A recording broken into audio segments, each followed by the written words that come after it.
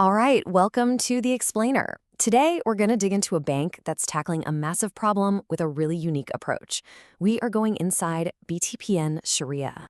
Okay, let's just jump right in.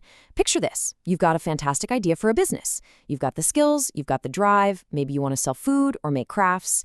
But every single time you go to a bank for a loan, you get turned away. Why? No collateral, no credit history, just no loan. And look, this isn't just some what-if scenario. For over 40 million families in Indonesia, this is their reality.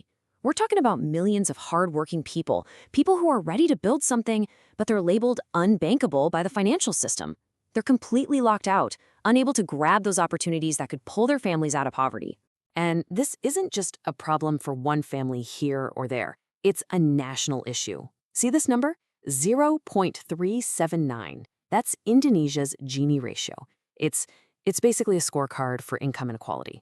And for the last 25 years, that gap between the rich and poor has just been getting wider and wider. So that climb out of poverty for those unbankable families, it just keeps getting steeper. So, what do you do about a problem this huge? Well, this is where things get interesting. We're going to shift gears and look at a bank that's built on a totally different philosophy, one designed from the ground up to serve the very people being left behind. Their whole philosophy can be summed up in this one phrase: do good, do well. And it's a really powerful concept, right? The idea is to create real social change. That's the do good. But also, and this is key, to be a profitable, sustainable business. That's the do well. This isn't charity, it's empowerment. So who's on the front lines making this happen? They're called and I love this, the #BankerPemberdaya. It means empowering bankers. And you gotta understand, these are not your average bankers in suits sitting behind a big desk. No way. We're talking about thousands of highly trained community officers. Get this, 95% of them are women who are out there in the villages every single day. And their mission? It's incredibly focused. Empower these productive but underprivileged communities to go out and achieve their dreams. It's about so much more than just handing over cash. It's about building a real path forward. Okay, so I know what you're probably thinking. This all sounds great, but how does it actually work? What makes it so different? Great question.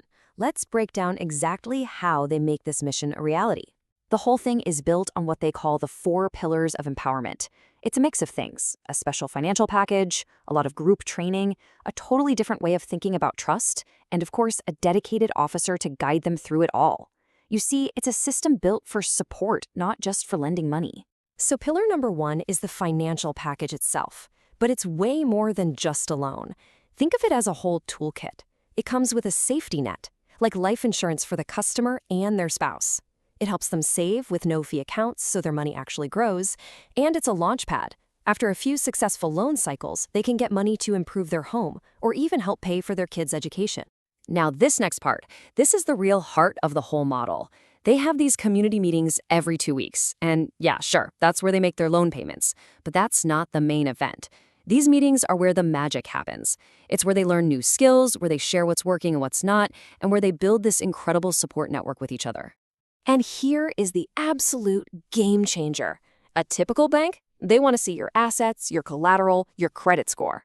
BTPN Syariah, they look at your character. The collateral isn't a house or a piece of land. It's the shared responsibility of the group, the trust they build in those meetings. The entire model runs on that trust and support, not a piece of paper with your credit history. And building that character isn't just a vague idea. They have a formula. It's about teaching 4 core behaviors, what they call BTPS. Being courageous enough to start a business, having discipline, being a hard worker, and crucially, working together in what they call mutual cooperation.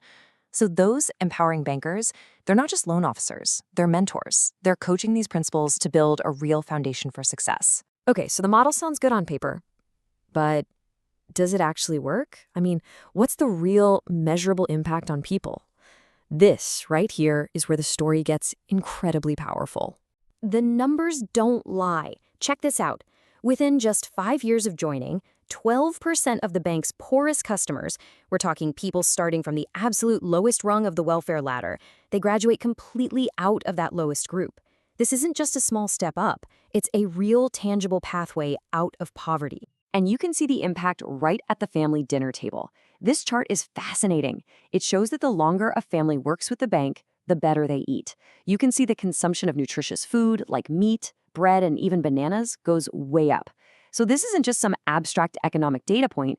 It's about healthier families and giving their kids a better start in life. And of course, behind all this data are real people with real stories. Take Ibu Rimyani.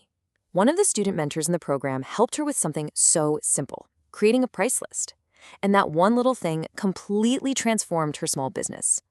All of a sudden, her buyers couldn't haggle anymore. Her prices were clear and her income became stable. Or listen to Ibu Ruchi. For her, the mentoring wasn't just about business tactics, it was about confidence. She says she feels her business is better, her customer service is improved, and most importantly, she has this renewed hope for what's possible. It's just such a clear example of what happens when you combine money with knowledge and support. All right, so we've seen the do good part. It's clearly making a difference. But what about the do well part of that motto? Because for any of this to last, the bank itself has to be financially strong and sustainable. And that sustainability starts with a rock-solid foundation of good governance. You've got multiple layers of oversight here, a board of commissioners, a special Sharia supervisory board, all making sure the bank sticks to its mission and operates with the highest ethical standards. And the financial numbers? They absolutely prove that this model works. You look at key things like the return on assets, it's way higher than the rest of the banking industry, and their capital adequacy ratio, which is just a fancy way of saying how financially stable they are, is about double the average. It's proof that this do good, do well idea isn't just a nice thought. It's incredibly resilient and, yes, profitable. And they're not just resting on their laurels either. The bank is pushing forward, innovating with new digital tools like their Bestie to Pop platform. This tech is all about making their community officers even more effective and building out a whole digital ecosystem. The goal? To scale up their impact and reach even more families. When you step back and look at it, BTPN Sharia is so much more than just a bank. It's a powerful case study. It's proof that if you focus on empowerment, on character, on community, you can absolutely be a huge force for good and a major financial success.